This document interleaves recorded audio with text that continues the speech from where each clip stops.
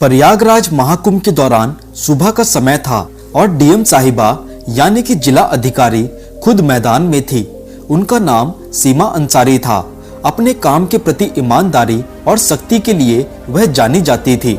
इस बार प्रशासन ने कुंभ में सुरक्षा और व्यवस्था के कड़े इंतजाम किए थे। सीमा साहिबा को इस बात की जिम्मेदारी दी गई थी कि पूरा आयोजन शांति और सुव्यवस्थित ढंग से संपन्न हो। सीमा साहिबा को आमतौर पर सूट या साड़ी में देखा जाता था, लेकिन इस बार उन्होंने अपने धर्म और संस्कृति को ध्यान में रखते हुए हिजाब पहन रखा था। वैसे तो वह इसे निजी समारोह में पहनती थी, लेकिन आज का दिन खास था। वह गंगा घाट पर निरीक्षण के लिए आई थी और हिजाब के साथ हल्के रंग का कुर्ता पहना हुआ था। घाट पर तैनात पुलिस वाले हर व्यक्ति की गतिविधियों पर नजर रख रहे थे। विशेष रूप से संदिग्ध व्यक्तियों की जांच हो रही थी। सीमा साहिबा भीड़ में चुपचाप निरीक्षण कर रही थी। उन्होंने अपनी गाड़ी और सुरक्षा दल को घाट के बाहर छोड़ दिया था ताकि वह आम लोगों के बीच जाकर माहौल का जायजा ले सके। जैसे ही वह घाट की ओर बढ़ी, कुछ पुलिस कर्मियों की नजर उन पर पड़ी। एक कांस्टेबल ने अपने सीनियर से कहा, सर, वह महिला संदिग्ध लग रही है। देखो, वह अकेली घूम रही है और उसके कपड़े भी थोड़े अलग लग रहे हैं। सीनियर इंस्पेक्टर ने दूर से देखा और हामी भरते हुए कहा, ठीक है, उसे रोककर पूछताछ करो। किसी भी अनजान व्यक्ति को ऐसे नहीं छोड़ सकते।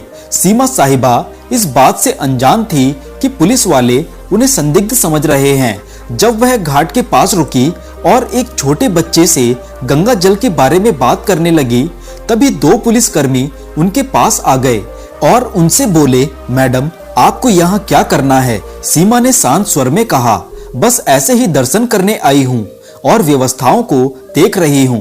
पुलिसकर्मी उनकी बातों को नजरअंदाज करते हुए बोले, आपका आईडी कार्ड दिखाइए।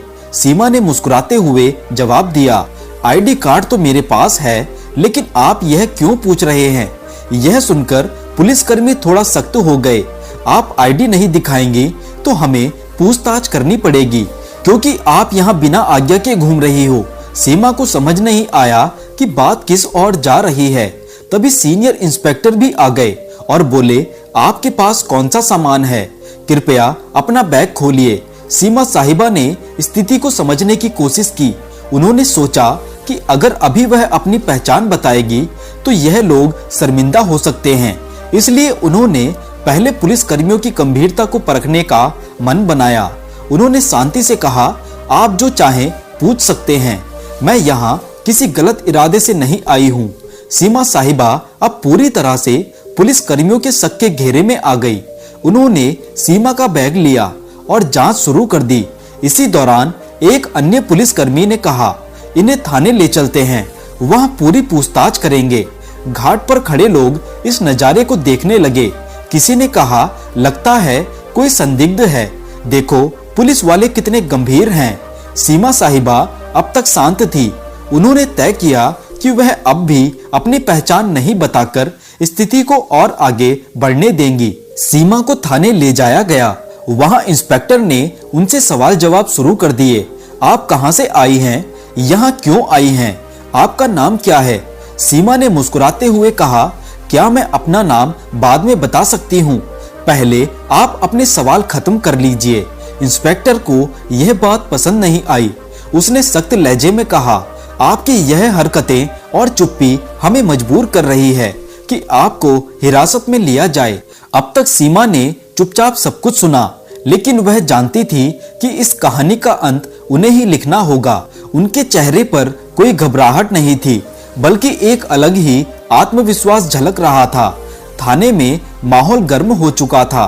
सीमा साहिबा को पुलिस कर्मियों ने अब भी संदिग्ध मान रखा था। सीनियर इंस्पेक्टर ने बाकायदा उन्हें एक कुर्सी पर बैठाया और आसपास के पुलिस कर्मियों को निर्देश दिया, इनसे सख्ती से पूछताछ करो। जब तक पूरी जानकारी ना मिले, इन्हें यहाँ से जाने मत देना। सीमा साहिबा को यह सब थोड़ा मजेदार लग रहा था। वह सोच रही थी कि पुलिस का यह कड़ा रवैया उनकी व्यवस्था का ही हिस्सा है और यह देखना उनके लिए किसी अनुभव से कम नहीं था। हालांकि यह बात भी समझ में आ रही थी कि अब समय आ गया है कि वह अपनी असली पहचान जाहिर करे। इंस्पेक्टर ने एक और सवाल किया, आपके पास महाकुंभ में घूमने की अनुमति है या नहीं? सीमा ने हल्की मुस्कान के साथ जवाब दिया, मैंने अनुमति ली है, लेकिन शायद आप मुझे पहचान नहीं पा रहे हैं। इंस्पेक्टर का गुस्सा बढ़ता जा रहा था। पहचान? हमें आपकी पहचान से मतलब नहीं है। सीधे सीधे अपनी आईडी दिखाओ और यह गोलमोल जवाब देना बंद करो। सीमा अब भी अपनी जगह पर शांति से बैठी थी। तभी उन्होंने अपने बैग से पानी की बोतल निकाली और पूछा, क्या यहाँ पानी मिलेगा या खुद पीने के लिए लाना होगा? यह सुनकर एक कांस्टेबल झुंझला गया। मैडम, यह कोई पिकनिक स्पॉट नहीं है, आप जवाब दें, वरना यह नरमी हम और नहीं दिखाएंगे। सीमा साहिबा ने आखिरकार कहा, अच्छा चलिए आपको अपनी पहचान बताती हूँ, लेकिन इसके बाद आप अपनी टीम को बताना कि पहले किसी के साथ ऐसा व्यवहार ना करें। यह सुनते ही इंस्पेक्टर को थोड़ा झटका लगा। उसने सीधा सवाल किया, कौन हो तुम और किस अधिकार से हमें सिखाने की बात कर रही हो? सीमा ने अपने बैग से अपना आईडी कार्ड निकाला और मेज पर रख दिया। उस कार्ड पर साफ लिखा था, सीमा अंसारी, जिला अधिकारी। हरिद्वार। इंस्पेक्टर का चेहरा सफेद पड़ गया। वहां मौजूद अन्य पुलिसकर्मी भी एकदम चुप हो गए। कांस्टेबल, जो अभी तक सबसे ज्यादा बोल रहा था, धीरे धीरे पीछे खिसक गया। इंस्पेक्टर ने कार्ड उठाकर देखा और उसे बार बार पलटा और बोला, आप डीएम साहिबा हैं? सीमा ने शांतिपूर्वक कहा, जी हाँ, और मुझे लगता है अब आप समझ गए होंगे कि मैंने अपनी पहचान पहले क्यों नहीं बताई। मैं सिर्फ यह देखना चाहती थी कि आप लोग अपनी ड्यूटी कितनी ईमानदारी और सतर्कता से निभाते हैं, और मैं कहूंगी कि आप लोग बुरे नहीं हैं, लेकिन सावधानी में भी थोड़ा संतुलन होना चाहिए। इंस्पेक्टर ने तुरंत खड़े होकर माफी मांगते हुए कहा, मैडम, हमें बिल्कुल अंदाजा नहीं था कि आप ही हमारी डीएम साहिबा हैं। आपकी वेशभूषा और अकेले घूमने का तरीका थोड़ा असामान्य लगा, इसलिए हमने आपको रोका, लेकिन हमारा मकसद केवल सुरक्षा था। सीमा ने जवाब दिया, मुझे पता है आप सभी अपनी ड्यूटी कर रहे थे और मैं खुश हूं कि आप चौकन्ने हैं, लेकिन ध्यान रखें कि अगर कोई महिला या आम नागरिक आए तो उनकी बातों को भी ध्यान से सुने। हिजाब या किसी के कपड़ों के आधार पर अंदाजा लगाना हमेशा सही नहीं होता। इंस्पेक्टर ने तुरंत थाने के स्टाफ को निर्देश दिया, साहिबा के लिए चाय पानी लाओ और तुरंत उनकी गाड़ी मंगवाओ। सीमा ने मुस्कुराते हुए कहा, नहीं, इसकी कोई जरूरत नहीं है। मैं तो यह देखने आई थी कि हमारा प्रशासन कैसे काम कर रहा है, और मुझे खुशी है कि आप लोग काम कर रहे हैं, लेकिन याद रखें, हर बार शक के बिना पर किसी को आतंकवादी या अपराधी मान लेना उचित नहीं। यह बात सुनकर इंस्पेक्टर ने सिर झुका लिया। आपकी बात सही है मैडम, हमें इस पर काम करना होगा। सीमा ने हंसते हुए कहा, काम तो ठीक है, लेकिन अब मुझे काम पर वापस जाने दीजिए, और अगली बार किसी से बात करने से पहले उसकी बात को ध्यान से सुनने की आदत डालिए। थाने से बाहर आते समय कुछ पुलिसकर्मी और कर्मचारी उनके साथ घाट तक गए। वहां मौजूद लोग अब भी उन्हें देख रहे थे। कुछ लोग कानाफूसी कर रहे थे कि यह वही महिला है जिसे पुलिस ने पकड़ा था।